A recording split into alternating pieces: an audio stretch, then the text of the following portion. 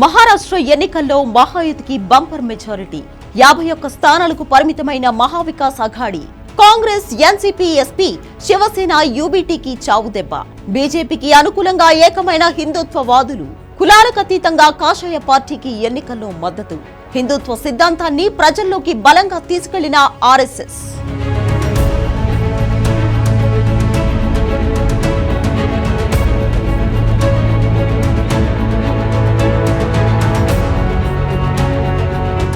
మహారాష్ట్ర ఎన్నికల్లో మరోసారి హిందుత్వ ఎజెండా పనిచేసిందా? మహాయుతి ఎత్తుల ముందు మహావికాస్ అఘాడీ చిత్తయిందా? హిందువుల ఓట్లన్నీ బీజేపీ కూటమికే పడ్డాయా? కాంగ్రెస్ కూటమి చేసిన ప్రయత్నాలన్నీ కాషాయ పార్టీ ఎత్తుల ముందు చిత్తయ్యాయా? ముస్లింలకు వ్యతిరేకంగా వక్ఫ్ బోర్డు బిల్లును తీసుకురావడంతో హిందుత్వవాదులంతా ఏకమైపోయారా? కాంగ్రెస్ ను అడ్డుకునేందుకు హిందుత్వ శక్తులన్నీ కలిసి పనిచేశాయా? బీజేపీ ఎత్తుకున్న హిందుత్వ ఎజెండా మరోసారి సక్సెస్ అయిందా?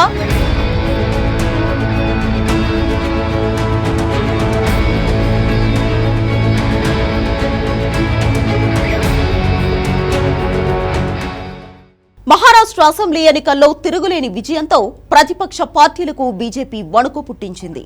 కాషాయ పార్టీ పాత రికార్డులను తిరగరాసింది. ఆర్ఎస్ఎస్ కంచుకోట ఉన్న మహారాష్ట్రలో గతేడాది లోక్సభ ఎన్నికల్లో బీజేపీ కూటమికి అనూహ్యమైన దెబ్బ తగిలింది. మొత్తం 48 లోక్సభ స్థానాల్లో బీజేపీ కేవలం 9 స్థానాలకు మాత్రమే పరిమితమైంది. దాన్ని మిత్రపక్షాలు షిండే శివసేన 7, అజిత్ పవార్ ఎన్సీపీ 1 స్థానంలో విజయం సాధించాయి. మొత్తం 17 స్థానాలు మాత్రమే ఎన్డీఏ కూటమిలోకి వెళ్లాయి. 2019 ఎన్నికల్లో బీజేపీ సొంతగా 23 స్థానాలు సాధించింది. 2019లో 1 స్థానాన్ని గెలిచిన కాంగ్రెస్ ఈసారి మాత్రం 13 స్థానాల్లో గెలిచింది. ఉద్ధవ్ ఠాక్రే శివసేన 9, శరద్ పవార్ ఎన్సీపీ 8 స్థానాల్లో గెలిచింది. 6 నెలలు తిరిగేసరికి బీజేపీ ఫీనిక్స్ పక్షిలా పుంజుకుంది. మహారాష్ట్ర బీజేపీ చరిత్రలో ఎన్నడూ లేని విధంగా సీట్లు గెలిచింది. ఎన్నికల్లో చాప కింద నీరుడా హిందుత్వాన్ని ప్రజల్లోకి విస్తృతంగా తీసుకెళ్లింది. పక్కా ప్రణాళికతో ప్రత్యర్థులపై విమర్శలు ఎక్కుపెట్టింది. ఐక్యంగా ఉంటేనే సురక్షితంగా ఉంటాం, విభజన అంటే విధ్వంసమే అంటూ కులగణనను బహిరంగంగానే తప్పుపట్టింది.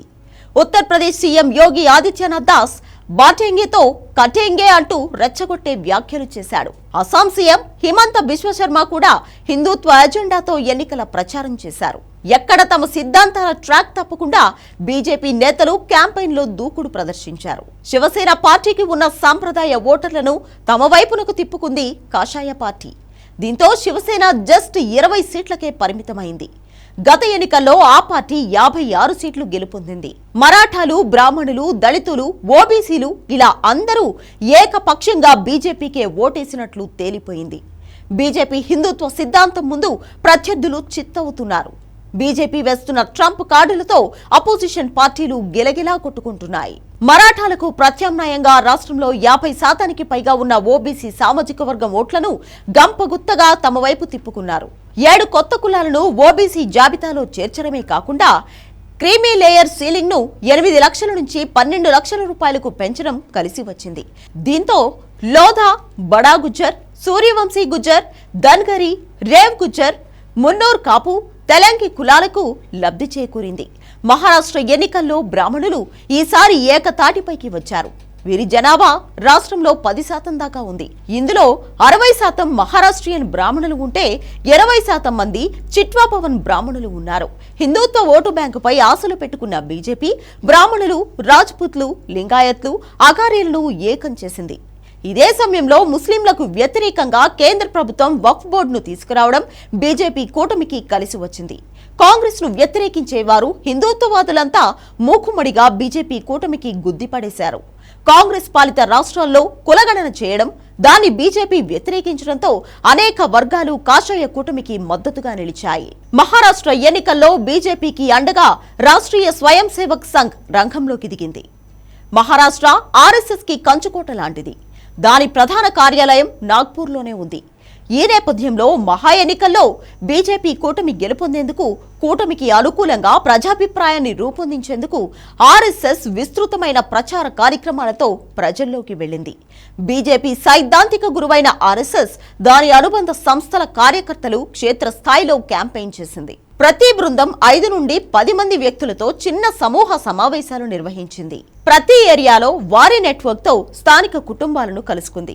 జాతీయ ఆసక్తి, హిందుత్వం, సుపరిపాలన, అభివృద్ధి, ప్రజా సంక్షేమం, సమాజానికి సంబంధించిన వివిధ స్థానిక సమస్యలపై సన్నిహిత చర్చల ద్వారా ప్రజల అభిప్రాయాన్ని సేకరించింది ఆర్ఎస్ఎస్ దాని అనుబంధ సంస్థల ఆఫీస్ బేరర్లు రాష్ట్రంలోని అన్ని స్థాయిలలో వ్యూహాలు అమలు చేశారు.